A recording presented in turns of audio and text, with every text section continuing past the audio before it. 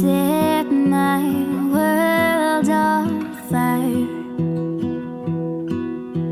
You're my heart's desire. Hi guys, and welcome back to another video. Today I'm going to be doing a what it's like to give birth, or what it's really like to have a baby. I did a what it's really like to breastfeed video, and it seemed to be extremely popular and people really liked it, so I'm going to be doing a what it's really like to give birth for all those women who are about to have a baby and they want to know what it's really like. I just want to say that I had a hospital birth with an epidural. So that was just my experience. I know everybody's experience is different. You can have a C-section, you can have home birth, you can have a water birth, you can not have an epidural. It's just the possibilities are kind of endless when it comes to having a baby. But I'm just going to tell what happened to me and what it was really like to me, and kind of what I wish I knew before I went into the hospital to have my daughter. So the first thing is, once you get towards the end of your pregnancy, like 36 to 40 weeks, you're just ready to have a baby. Like, you don't care how much it hurts, what's going to happen, how it's going to happen. You just want the baby out, and you really look for signs and symptoms of going into labor. And one of the things that other people will tell you is, oh, you'll know when you're in labor. Like, don't question it, you'll know when you're in labor, which is true. But it's so annoying to hear. I remember people telling me that, and I'm like, can you stop? Like, I just want to know what it feels like. And then they would tell me, oh, you'll know, don't worry, you'll know. Once again, I'll say that again, you will know when you are in labor. You don't question whether, oh, is this it or not? You're gonna be like, this is it. So most of the time in the beginning of your pregnancy, you're scared of having the baby, like the baby coming out of you. But towards the end, you're like, I don't give a shit. Like, I just want this baby out. I don't care if it hurts or if my vagina tears. Like, I don't care, I just want the baby out. At least that's how I was. And I was more scared of the epidural than I was having the baby itself. So for this video, I'm not going to be particularly talking about a C-section because I didn't have a C-section, so I don't know what that's like. If I do end up having a C-section in the future, then I may make a video on that, but I'm going to be talking about a vaginal delivery. So somehow your body goes into labor. Either you get induced, your water breaks, or you just start having contractions, which is kind of what happened to me. I just started having contractions at 3 a.m. the day before my due date, and you're like, praise God, I know this is it. It hurts, it doesn't feel good, but it's not too bad, but like, we're starting labor, so I'm happy about that. And then you're like, okay, like, let's get ready, let's take a shower, let's get our bag packed. Then the contractions start hurting more and they're getting closer together. And you're like, okay, like, I can do this. This is fine. It's not as bad as everybody explained it to be. Like, I'm okay, you know? So in my experience, I was 3 centimeters dilated when I got to the hospital. They made me wait for 2 hours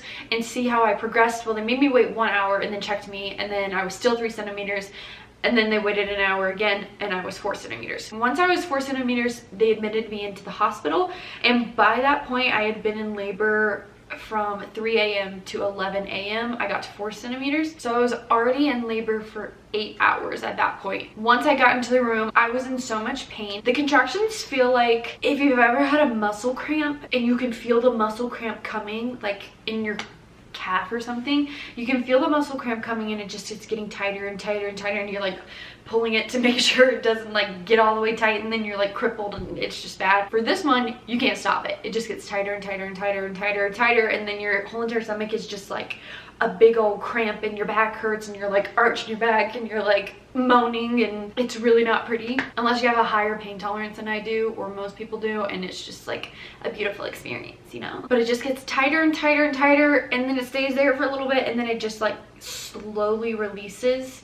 It doesn't just like go away after it peaks, it just kind of slowly goes back down, and then you have like 1 or 2 minutes to not have one, but it feels like 30 seconds. So I ordered the epidural. I had to sign some papers just saying like what can go wrong. The doctor came in, and this was the part that I was just most scared of. I'm not scared of needles. Don't research an epidural or how it works. If you want one, don't do it, because you know, then you see how big the needle is, and you see what they have to do, and you see how little of a space that they have, whether they can like paralyze you with like half a centimeter of where they're going. Just don't do it. Just get the epidural and just don't research it. That was the part that I was scared of the most. The guy comes in, He tells me everything can go wrong. Like, you can be paralyzed, you can die, you can all this different stuff. And you're like, okay, like, and you just kind of like sign your life away. The end of my bed here is like the side of the hospital bed. He made me, like, I was laying down and he made me get up and put my feet over the side of the bed, and then they raised the bed up and I put my feet onto my husband's lap. He had a chair and I put my feet onto his lap and I just hunched over. They do a couple things. They first numb the area, and he's like, I'm gonna put this needle in, it's just gonna numb the area, you shouldn't feel much. It was like a tiny pinch, the smallest pinch I've ever felt. It was almost nothing, and then it kind of felt cold, and then after that I really didn't feel anything. I didn't feel him put in the epidural medicine. I didn't feel anything after that. So then he put in the epidural, like, catheter line, and then he taped it up my back over my shoulder and then attached it to the drippy thing. After that I was like, praise God, I can have a baby. An epidural was sent from heaven to me to have a baby. After that point, even though I couldn't feel anything, my body was still working extremely hard and I was so tired. I didn't know why. I'm like, I'm not in pain, I'm not doing anything, I'm laying here and I'm exhausted. And the nurses kept saying, well, like, you don't feel it, but your body is working like crazy to dilate and to get this baby down. The nurses would always be like, take a nap, take a nap. So I tried my hardest to take as many naps as I could. There would always be short cat naps because people were coming in, checking on you all the time, getting your blood, taking your blood pressure, getting your temperature, checking your cervix.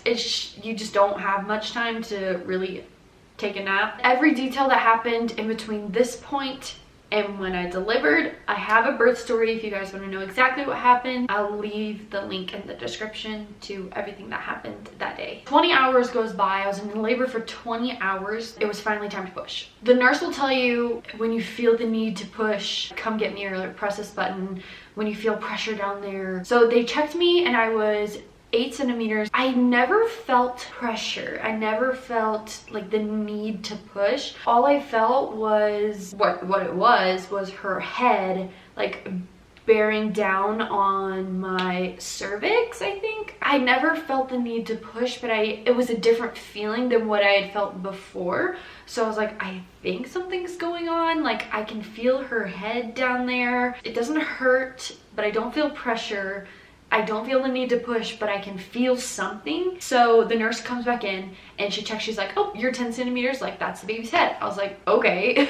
So I never got that feeling to push or any pressure or anything down there. It just kind of was this weird feeling that I hadn't felt before. So typically when you have an epidural, you won't feel the contraction, and whenever you have a contraction, that's when you're supposed to push. They would have to read the monitor. They're like, oh, you're having a contraction, and then I would push. It's a lot harder than you think to push a baby out. Like, it's not like going to the bathroom. You can't just, like, you know, push it out and you're done. No, that's not how it is, unless you've had multiple babies or you get really lucky. At least it wasn't in my part. I pushed for an hour. I know a lot of people push way longer than that, and a lot of people push way shorter than that. I didn't feel anything up until she came out. I kind of felt that. It was really not the greatest feeling in the world. But after the baby comes out, then you have to deliver the placenta. And some people make a huge deal out of delivering your placenta after you've had your baby. For me, it was really nothing.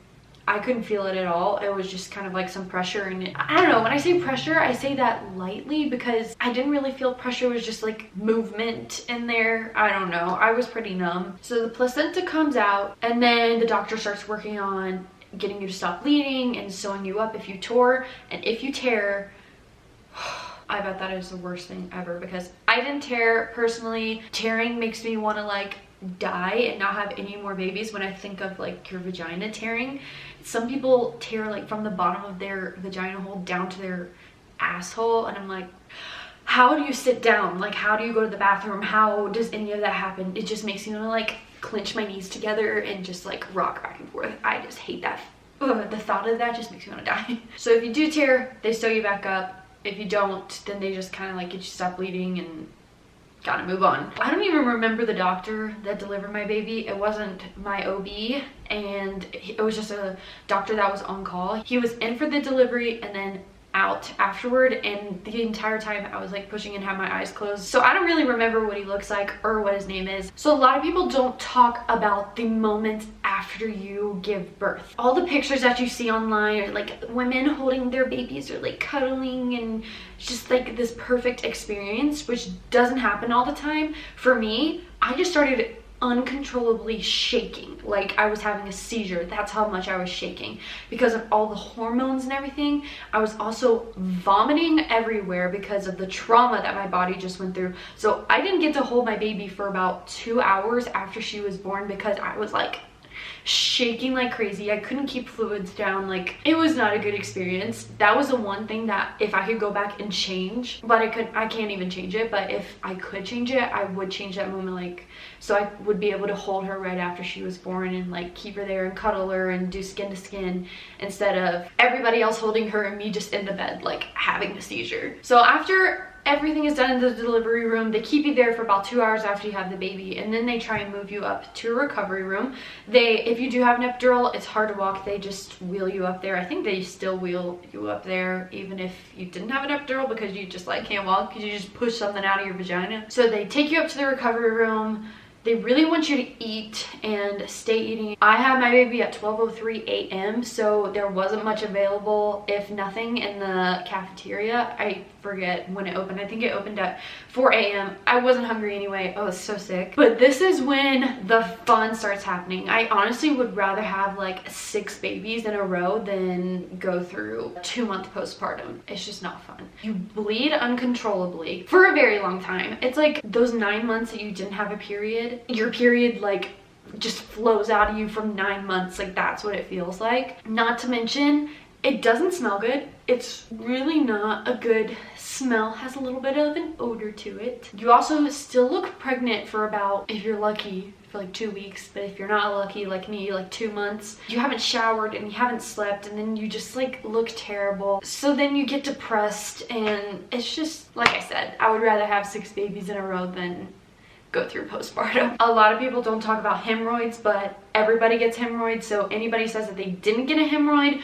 pushing out a baby is lying. And every time you stand up after having a baby, there's so much pressure. It feels like all your intestines are going to fall out of your body. That's a good feeling. You cry about everything because all your hormones are just out of whack, so you're just crying about, I don't know, I think I cried like because I saw a dog one time. I just started crying because I was really happy, and you cry because you're sad, and you cry because you're lonely, and you cry because you're tired, and you cry because you smell, and it's just, yeah.